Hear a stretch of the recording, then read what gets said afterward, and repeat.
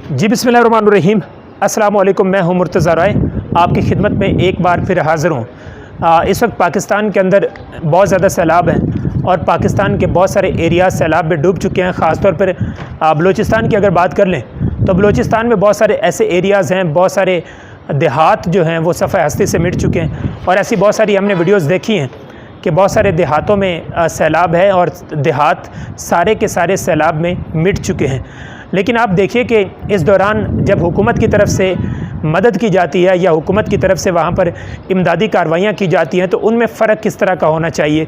यानी एक तरफ जो एक अवामी लीडर हो, जिसको अवाम की फ़िक्र हो, जिसको अपनी रियाया की फ़िक्र हो, जिसको अपने लोगों का दर्द हो, वो किस तरह मदद करता है। और दूसरी तरफ वो लीडर, दूसरी तरफ वो हुक्मरान जिसको सिर्फ़ शोखियाँ करनी हो, जिसको सिर्फ़ शोबाजियाँ करनी हो और जिसको सिर्फ दिखावा करना हो, वो किस तरह की जाकर अपने लोगों की मदद करता है। मिसाल के तौर पर आपने शहबाज शरीफ साहब की वो वीडियो देख ली जिसमें वो हेलीकॉप्टर में वो उन एरियाज़ का विज़िट करते हैं जहाँ पर सैलाब आया हुआ है, और उन एरियाज़ का विज़िट करते हुए उनकी एक वीडियो सामने आई और उस वीडियो में आपने देखा कि शहबाज शरीफ को ये बताया जाता है कि सर कैमरा ऑन हो चुका है, और शहबाज शरीफ उससे पहले बड़े आराम से बैठे थे, बड़े सुकून के साथ बैठे थे।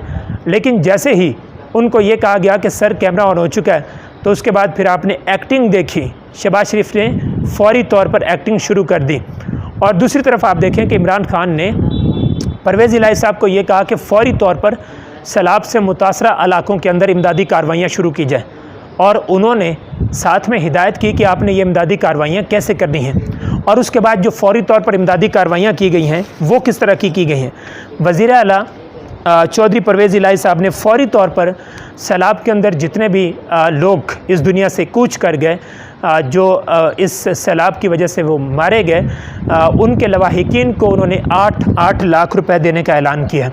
इसके अलावा अगर किसी के घर तबाह हो चुके हैं, किसी की फसलें तबाह हो चुकी हैं, किसी के मवेशी जो हैं वो मर चुके हैं, तो उन तमाम का तखमीना लगाकर ये अलग से पैसे उनको दिए जाएंगे, अलग से जो है वो रकम उनको दी जाएगी। तो ये एक फ़र्क होता है कि जिस इंसान को अपने लोगों का दर्द हो वो किस तरह मदद करते हैं। इस तरह जितने भी इन एरियाज़ के अंदर जहाँ जहाँ सैलाब आया, क्योंकि इस वक्त डेरा गाज़ी ख़ान के अंदर, राजनपुर, मुजफ्फरगढ़ और मियाँ वाली में ज़्यादा सैलाब आया है, तो इन एरियाज़ के अंदर मेडिकल कैंप्स कायम किए गए हैं और वहाँ पर हर तरह की मेडिसिन पहुँचा दी गई है। और ख़ास तौर पर जब भी सैलाब आते हैं तो उसके बाद बहुत सारी वबाई अमराज़ का ख़दशा होता है, तो उन वबाई अमराज़ से पहले वैक्सीन लगाई जाती है, तो वैक्सीन भी तमाम की तमाम पहुँचा दी गई हैं इन मेडिकल कैंप्स के अंदर। इसके अलावा फिर एक और चीज़ बहुत ज़रूरी होती है, रेस्क्यू जो 112 है ये फ़ौरी तौर पर वहाँ पर पहुँचा दी गई है और ये इस वक्त इमदादी सरगर्मियाँ जो हैं वहाँ पर जारी हैं। इसके अलावा सैलाब के अंदर जितनी भी सड़कें तबाह हो चुकी हैं, रोड्स तबाह हो चुके हैं, उन सड़कों की फ़ौरी तौर पर मरम्मत करने का हुक्म दिया गया है। और ये भी हुक्म दिया गया है कि अगर सड़कें तबाह हो चुकी हैं तो वहाँ पर नई सड़कें तामीर की जाएँ। तो आप फ़र्क मुलाजा कीजिए, एक तरफ शहबाज शरीफ साहब हैं वो हेलीकॉप्टर से विज़िट करते हैं और उसके बाद बलूचिस्तान के उन एरियाज़ के अंदर हमें वहाँ पर इमदादी कार्रवाइयाँ नज़र नहीं आती। मैं एक वीडियो देख रहा था, नज़र आ रहा था कि वहाँ पर लोग ट्रैक्टर के ज़रिए से पानी निकाल रहे हैं, और पंजाब के इन एरियाज़ के अंदर जो सैलाब से मुतासर हैं वहाँ चौधरी परवेज़ इलाही साहब ने हुक्म दिया है कि जो पानी निकालने का पूरा सिस्टम है, जो हुकूमती मशीनरी है, उसको फ़ौरी तौर पर वहाँ पर पहुँचाया जाए और वहाँ पर इस सैलाब से निपटा जाए। अब जिस तरह इंडिया ने पानी छोड़ दिया है पाकिस्तान के अंदर, और पाकिस्तान में बहुत ज़्यादा सैलाब का इस वक्त ख़तरा है, जो सैलाबी रेला है वो मुख्तलिफ़ एरियाज़ के अंदर से गुज़र रहा है, तो पंजाब के अंदर भी बहुत बड़े सैलाब का ख़तरा है, तो फ़ौरी तौर पर पंजाब में इंतज़ामात किए जा रहे हैं। तो ये फ़र्क होता है, ऐसा लीडर जिसको आवाम का दर्द हो और ऐसा लीडर जिसको सिर्फ दिखावा करना हो और जिसको सिर्फ वीडियो बनानी हो और जिसको सिर्फ एक्टिंग करनी हो। तो आप एक एक्चुअल लीडर के अंदर और आप दिखावे वाले लीडर के अंदर आप फ़र्क वाज़े कर सकते हैं। दूसरे नंबर पर जो मैं बात करना चाहता हूँ वो ये है, नवाज़ शरीफ साहब PDM की परफॉर्मेंस से मुकम्मल तौर पर मायूस हो चुके हैं, और वो इतने मायूस हो चुके हैं कि उनको अब समझ नहीं आ रही कि अब क्या किया जाए और PDM की मकबूलियत को कैसे वापस लाया जाए या कैसे मकबूलियत को बढ़ाया जाए। वैसे अभी मैं बात कर रहा था सैलाब की, तो शहबाज शरीफ साहब के पास बहुत अच्छा मौका था कि शहबाज शरीफ साहब आवाम में अपनी हमदर्दियाँ कुछ हासिल कर सकते थे, बहुत ज़्यादा हमदर्दियाँ हासिल कर सकते थे कि वहाँ पर फ़ौरी तौर पर इमदादी कार्रवाइयाँ शुरू की जाती और हकीकी मानों में जो सैलाब से मुतासरा लोग हैं, जो सैलाब से मुतासरा एरियाज़ हैं, वहाँ पर इमदादी कार्रवाइयाँ शुरू की जाती और इस आफत से निजात दिलाई जाती उन लोगों को। लेकिन शहबाज शरीफ साहब ने उस वीडियो के ज़रिए से न सिर्फ PDM इत्तेहाद को नुकसान पहुँचाया बल्कि पाकिस्तान मुस्लिम लीग नून की शोहरत को भी नुकसान पहुँचाया। तो दूसरी तरफ नवाज शरीफ साहब हैं, वो पूरी तरह मायूस हो चुके हैं, ख़ास तौर पर जिस तरह डॉलर ऊपर गया, जिस तरह मईशत गिरी, जिस तरह पाकिस्तान के अंदर महंगाई आई। अब आप देखें कि 13% से महंगाई की शरह गई थी गुज़श्ता हफ्ते 33.7, अब वो 37 और 38% तक वो महंगाई की शरह पहुंच चुकी है। तो ये PDM इत्तेहाद की परफॉर्मेंस है।